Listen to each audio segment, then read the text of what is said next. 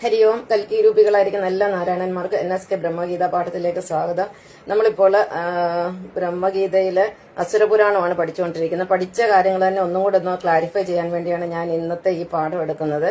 ഇത് അസുരപുരാണം 8 ഏഴാമത്തെ അസുരപുരാണത്തിൽ നമ്മൾ അസുരന്മാരുടെ ഉൽപ്പത്തിയെക്കുറിച്ചാണ് പഠിച്ചത്. അപ്പൊ ഇന്ന് ഫുൾ സെറ്റപ്പ് ആയിട്ടാണ് ഞാൻ വന്നിരിക്കുന്നത്. ഒരു ബോർഡും ഒക്കെ ഉണ്ട്. പെട്ടെന്ന് ഞാനൊരു ഇന്ത്യയുടെ പടമൊക്കെ വരച്ചു. സമയമൊന്നും അധികം ഇല്ല, ഇത്രയൊന്നും വരയ്ക്കാനും ഒന്നും സമയത്തിന് ഒരുപാട് ഷോർട്ടേജ് ഉണ്ട്. ഇപ്പൊ രാത്രി 11:34 എന്താണ് സമയം കാണാമോ? 11:34 ഈ സമയത്താണ് ഞാൻ ഈ ക്ലാസ് എടുക്കുന്നത്. മമ്മി ഉറക്കമായി. അപ്പം ഇന്ന് നമ്മൾ പഠിക്കാൻ പോകുന്നത് ഈ അസുരന്മാരുടെ ഉൽപ്പത്തിയെ കുറിച്ചാണ്. ഇത് 12,000 വർഷത്തെ ചരിത്രമാണ്. നമുക്കറിയാം, ഒരു ചതുർയുഗം എന്ന് പറയുന്നത് 4 യുഗങ്ങൾ ചേർന്നതാണ്. സത്യയുഗം, ത്രേതായുഗം, ദ്വാപരയുഗം, കലിയുഗം. സത്യയുഗം എന്ന് പറയുന്നത് 1200 വർഷങ്ങള്, ത്രേതായുഗം എന്ന് പറയുന്നത് 2400 വർഷങ്ങള്, ദ്വാപരയുഗം എന്ന് പറയുന്നത് 3600 വർഷങ്ങള്, കലിയുഗം എന്ന് പറയുന്നത് 4800 വർഷങ്ങൾ. അങ്ങനെ മൊത്തം 12,000 വർഷങ്ങൾ പൂർത്തിയാകുമ്പോഴാണ് ഒരു ചതുർയുഗം കംപ്ലീറ്റ് ആവുന്നത്. അങ്ങനെ 1000 ചതുർയുഗങ്ങൾ ചേരുമ്പോഴാണ് പ്രപഞ്ചത്തിന്റെ ജനനം നടക്കുന്നത്. ഇപ്പം 999 ചതുർയുഗങ്ങൾ പൂർണ്ണമായി.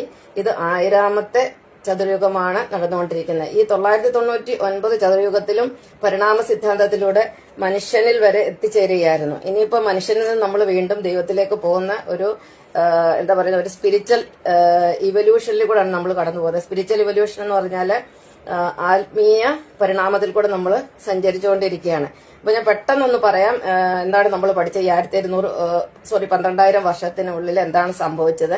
അന്ന് ഇവിടെ ക്രിസ്തുമതവും ഇല്ല, ഇസ്ലാം മതവും ഇല്ല, ഒരു മതവും ഇല്ല. എന്നും രണ്ടു കൂട്ടം ആളുകളാണ് ഈ ലോകത്തുള്ളത്. നന്മ ചെയ്യുന്നവരും തിന്മ ചെയ്യുന്നവരും.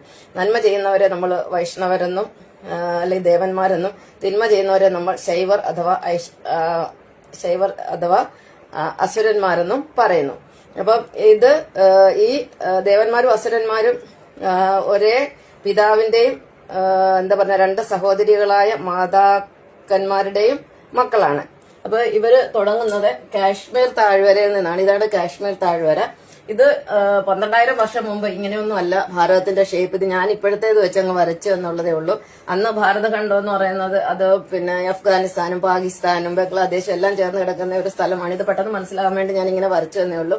അപ്പൊ ഇതാണ് നോർത്ത് ഇന്ത്യ, കാശ്മീർ. ഇവിടെയായിരുന്നു കശ്യപ മഹർഷി. കശ്യപ മഹർഷിയുടെ ഭാര്യമാര് ശരിക്കും പറഞ്ഞ 13 ഭാര്യമാരാണ്. അവർ 13 പേരും സഹോദരിമാരായിരുന്നെങ്കിലും അതിലെ മൂത്ത 2 സഹോദരിമാരാണ് പ്രധാനമായിട്ടുണ്ടായിരുന്നത്. അപ്പൊ ഈ രാജാക്കന്മാർക്ക് ഒരുപാട് ഭാര്യമാരുണ്ടെങ്കിലും 1-2 പേര് ഏറ്റവും പ്രധാനപ്പെട്ട പട്ടറാണിമാരായിരിക്കുമല്ലോ. അപ്പൊ ഈ 2 സഹോദരിമാരുടെ അതിഥിയുടെയും ദിതിയുടെയും മക്കളാണ് ഈ ദേവന്മാരും അസുരന്മാരും. അതിഥിയുടെ മക്കളാണ് ദേവന്മാര്, ദിതിയുടെ മക്കളാണ് അസുരന്മാര്. കശ്യപ മഹർഷി ഒക്കെ താമസിക്കുന്നത് ഇവിടെയാണ്, കാശ്മീർ താഴ്വരയിൽ. അദ്ദേഹത്തിന്റെ പേരിലാണ് കാശ്മീർ എന്ന പേര് വന്നത്. അപ്പൊ ഇവിടെ നിന്ന് ഈ ദേവന്മാരും അസുരന്മാരും, അതായത് അതിഥിയുടെ മക്കള് നല്ല സൽസ്വഭാവികളാണ്, ദിതിയുടെ മക്കള് മഹാ കൊള്ളരുതാത്തവരാണ്. അവർ തമ്മിൽ ചേരാതായി.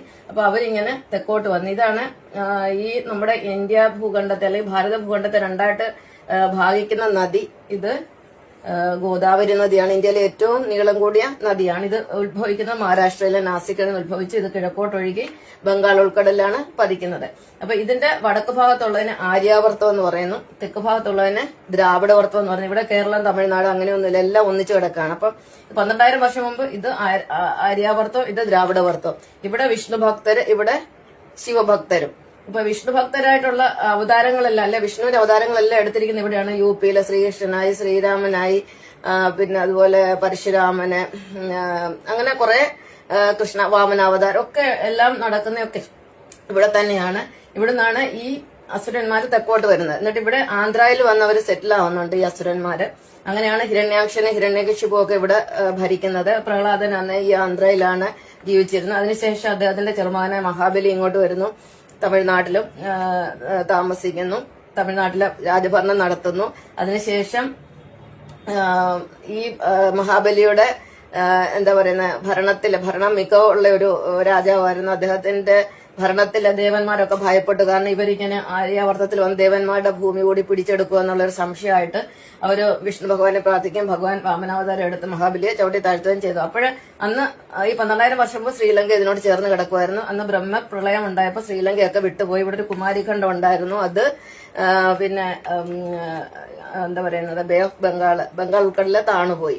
പിന്നീട് ഈ കേരളമൊക്കെ അങ്ങ് കടലെടുത്തു പോയി. അതിനുശേഷം ത്രേതായുഗം വന്നു. ത്രേതായുഗം വന്നപ്പം പിന്നെ പരശുരാമൻ അവതാരം എടുത്തു, നമ്മുടെ കേരളമൊക്കെ വീണ്ടെടുത്തു. അങ്ങനെയാണ് ഇതെല്ലാം സംഭവിക്കുന്നത്. അപ്പൊ അന്ന് കുറെ അസുരന്മാരൊക്കെ ശ്രീലങ്കയിൽ പെട്ടുപോയി. അതാണ് ത്രേതായുഗത്തിലെ അസുരന്മാർ. അന്ന് ശ്രീരാമൻ വന്ന് ഇവരെയൊക്കെ കൊന്നു. പിന്നീട് ബാക്കി വന്നവരെല്ലാം ഇവിടുന്ന് ഇങ്ങനെ സഞ്ചരിച്ച് അറേബ്യൻ മണലാരത്തിൽ പോയി. അപ്പൊ ഇന്നത്തെ ഇസ്ലാമുകളെന്നൊക്കെ പറയുന്ന എല്ലാം ഇന്ത്യൻ വംശജർ തന്നെയാണ്. അവരവിടുന്ന് ഇന്ത്യയിലെ ഭാരതഖണ്ഡത്തിൽ നിന്ന് ശ്രീലങ്കയിൽ പോയി അവിടുന്ന് അങ്ങനെ ചുറ്റിക്കറങ്ങി വന്ന ആളുകളാണ്. അല്ലാതെ ഇവിടെ ഒന്നും പുതിയ മനുഷ്യരൊന്നും ഉണ്ടായിട്ടില്ല. എല്ലാം അസുരന്മാരും, അല്ലെങ്കിൽ അസുരൻ എന്ന് പറഞ്ഞു കഴിഞ്ഞാല് സ്വഭാവം മോശമായി മറ്റുള്ളവർക്ക് ദ്രോഹം ചെയ്യുമ്പോഴാണ് നമ്മൾ അവരെ അസുരൻ എന്ന് പറയുന്നത്. മറ്റുള്ളവർക്ക് ഉപകാരം ചെയ്യുമ്പോൾ, നന്മ ചെയ്യുമ്പോൾ അവരെ നമ്മൾ ദേവന്മാരെന്ന് പറയുന്നു. അപ്പൊ ഈ ദേവന്മാരും അസുരന്മാരും എല്ലാ യുഗത്തിലും ഉണ്ട്. പണ്ട് സത്യയുഗം തൊട്ട് ദേവന്മാരും ഉണ്ട്, അസുരന്മാരും ഉണ്ട്. അതായത് വൈഷ്ണവരും ഉണ്ട്, ശൈവരും ഉണ്ട്.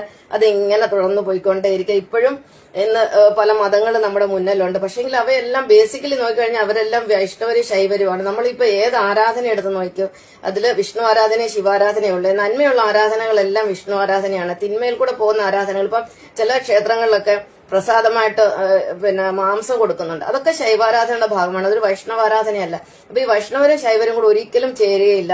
കാരണം അതാണ് ഈ ദ്രാവിഡർ എന്ന് പറയുന്നത്. ദ്രാവിഡർ എന്ന് പറയുന്നത് ശൈവരാണ്. പ്രധാനപ്പെട്ട ശിവക്ഷേത്രങ്ങൾ മുഴുവൻ സൗത്ത് ഇന്ത്യയിലാണ്. ഇവിടെ രാമേശ്വരമുണ്ട്, പിന്നെ അതുപോലെ ബൃഹദേശ്വര ക്ഷേത്രം, മധുര മീനാക്ഷി ക്ഷേത്രം, പളനി ക്ഷേത്രം, അങ്ങനെ എത്രയെത്ര, പിന്നെ തഞ്ചാവൂരുള്ള ഒരു ക്ഷേത്രം ഉണ്ടല്ലോ, അത് പേര് മറന്നുപോയി, ചിദംബരനാഥ ക്ഷേത്രം.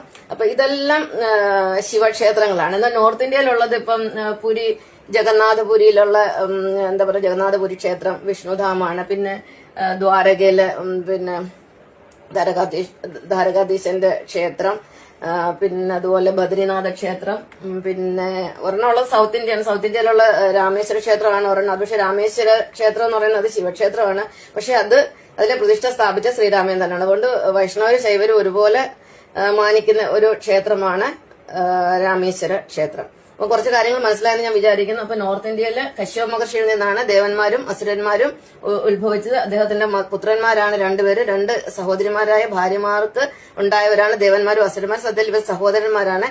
നന്മ ചെയ്യുന്നവരെ നമ്മൾ ദേവന്മാരെന്ന് പറഞ്ഞു. ഇന്നായാലും നമുക്ക് നന്മ ചെയ്യുന്നത്, ലോകത്തിന് വേണ്ടി നന്മ ചെയ്യുന്നവരൊക്കെ ദേവന്മാരും, ലോകത്തിനെ നശിപ്പിക്കാൻ നടക്കുന്നവരെല്ലാം അസുരന്മാരും ആകുന്നു. അല്ലാതെ ദേവനും അസുരനും എന്ന് പറഞ്ഞാൽ അവർ മനുഷ്യർ തന്നെയാണ്. പക്ഷെ അവരുടെ സ്വഭാവം കൊണ്ടാണ് അവർ ദേവനും അസുരനുമായി മാറുന്നത്. ഇപ്പൊ നമ്മൾ പ്രത്യേകിച്ച് നമുക്കറിയാം സൗത്ത് ഇന്ത്യയിലൊക്കെ നോക്കിക്കഴിഞ്ഞാൽ എല്ലാം പ്രബുദ്ധരാണ്. അവരെന്ന് പറഞ്ഞാല് ശൈവരാണ്. കാരണം അവർക്ക് ശിവനെന്ന് പറഞ്ഞാൽ നമ്മുടെ ശരീരമാണ്.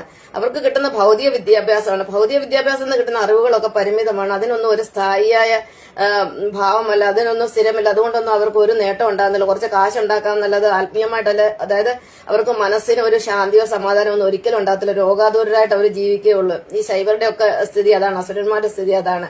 അവർക്ക് സ്ഥായിയായ ശാന്തി സമാധാനം ഒന്നുമില്ല. അവർക്ക് സ്വർഗവുമില്ല. സ്വർഗം എന്ന് പറഞ്ഞാൽ നമ്മുടെ മനസ്സമാധാനത്തോടുകൂടി നമ്മൾ ജീവിക്കുന്ന ഒരു അവസ്ഥയാണ്. അപ്പൊ ഈ സൗത്ത് ഇന്ത്യയിലുള്ളവരൊക്കെ പ്രബുദ്ധരാണ്. ഇവർക്ക് പൈസ കാണുന്നിടത്ത് അവർ വീഴും. നമുക്കറിയാലോ, ഒരു കിറ്റ് കിട്ടിക്കഴിഞ്ഞാൽ, 500 രൂപയുടെ കിറ്റ് കിട്ടിക്കഴിഞ്ഞാൽ അവരെ മുന്നിൽ സാഷ്ടാംഗം പ്രണമിച്ച് അവിടെ വീഴും. അതിന്റെ മുന്നിൽ മയങ്ങി വീഴുന്ന ആളുകളാണ് സൗത്ത് ഇന്ത്യയിലുള്ളത്. അപ്പൊ അവരാണ് പ്രബുദ്ധര്. കാരണം ശൈവരാണ് പ്രബുദ്ധര്. അവരുടെ ബുദ്ധിക്ക് എന്ന് വെച്ചാൽ അവരുടെ ബുദ്ധി കുറെ ലോ ലെവൽ. അവർക്കൊരു ദീർഘവീക്ഷണം ഒന്നുമില്ല. അവർക്ക് സത്യങ്ങൾ അറിയുകയില്ല. അതേസമയം നോർത്ത് ഇന്ത്യയിലുള്ളവരൊക്കെ ബുദ്ധരാണ്, അവർ വൈഷ്ണവരാണ്. അത് കാരണം അവർക്ക് ബുദ്ധി എന്ന് പറഞ്ഞാൽ അവർ നല്ല ഉയർന്ന ബുദ്ധിയുള്ളതാണ്. പക്ഷെ ഈ സൗത്ത് ഇന്ത്യയിൽ ഇരിക്കുന്ന, അല്ലെങ്കിൽ ഈ ദ്രാവിഡവത്വത്തിലിരിക്കുന്ന അവര് മനുഷ്യർ നോർത്ത് ഇന്ത്യ നോക്കി ചിരിക്കും. അവർ അവിടെ ഉള്ളവർക്ക് ബുദ്ധിയില്ലെന്ന്. അതുകൊണ്ടാണ് അവർ അവിടെ BJP ഒക്കെ വന്ന് അല്ലെങ്കിൽ അവർക്ക് വോട്ട് കൊടുത്ത് ജയിപ്പിച്ചത്. എന്നാൽ അത് അങ്ങനെയല്ല. ഇവിടെ താമസിക്കുന്ന ആളുകളാണ് പൊതുവെ ബുദ്ധി കുറഞ്ഞവർ. അവർക്കൊക്കെ ഭൗതികമായിട്ട് ഒരുപാട് നേട്ടവും ജോലിയും കാര്യങ്ങളും ഒക്കെയാണ്. പക്ഷെ ആത്മീയ തലത്തിൽ അവർ 0 ആണ്. അതുകൊണ്ടാണ് അവരെ പ്രബുദ്ധരെന്ന് പറഞ്ഞത്. അവരെ ഒരിക്കലും നമുക്ക് ബുദ്ധരെന്ന് പറയാൻ പറ്റില്ല. പിന്നെ ഇതില് വിഷ്ണു ഭക്തരുണ്ട്, ഇല്ലെന്നല്ല. അതിലും വിഷ്ണു ഭക്തരുണ്ട്. ശ്രീകൃഷ്ണ ക്ഷേത്രങ്ങൾ, ഗുരുവായൂർ ക്ഷേത്രമൊക്കെ നമുക്കറിയാമല്ലോ. അപ്പൊ അവിടെയൊക്കെ വിഷ്ണു ഭക്തർ ധാരാളമുണ്ട്. പക്ഷെ അവരുടെ ബുദ്ധിതലം വേറെയാണ്. അവരൊന്നും ഒരിക്കലും ഇങ്ങനെ രോഗാതുരരായിട്ടൊന്നും ജീവിക്കത്തില്ല. അവർക്ക് ചിലപ്പോൾ സാമ്പത്തികമായിട്ട് അത്ര വലിയ ഉയർച്ചയൊന്നും ഉണ്ടാവില്ല. പക്ഷെങ്കിൽ അവരുടെ ബോധല ഉയരത്തിലായിരിക്കും. അവർക്ക് ശാന്തി സമാധാനം തീർച്ചയായിട്ടും ഉണ്ടാവും. അപ്പൊ മനസ്സിലായല്ലോ, ഈ നോർത്ത് ഇന്ത്യയിൽ, അതായത് കാശ്മീരിൽ നിന്ന് വന്ന് 2ആയിട്ട് തിരിഞ്ഞ ആളുകളാണ് ദേവന്മാരും അസുരന്മാരും, ആര്യാവർത്തവും ദ്രാവിഡവർത്തവും. അപ്പൊ ഇവിടെയാണ് അവതാരങ്ങളെല്ലാം വിഷ്ണു ഭഗവാന്റെ 24 അവതാരങ്ങളിൽ ഭൂരിപക്ഷം അവതാരങ്ങളും ജനിച്ചിരിക്കുന്ന ഈ നോർത്ത് ഇന്ത്യയിൽ ഏകദേശം 18 അവതാരങ്ങൾ എടുത്തിരിക്കുന്നത് നോർത്ത് ഇന്ത്യയിലാണ്. അതുകൊണ്ടാണ് ഇതിനെ ദേവഭൂമി എന്ന് പറയുന്നത്. ഇതിനെ അസുരഭൂമി എന്നും പറയുന്നു. മനസ്സിലായെന്ന് വിചാരിക്കുന്നു. ഇനി ഒന്നും കൂടെ പറയണോ?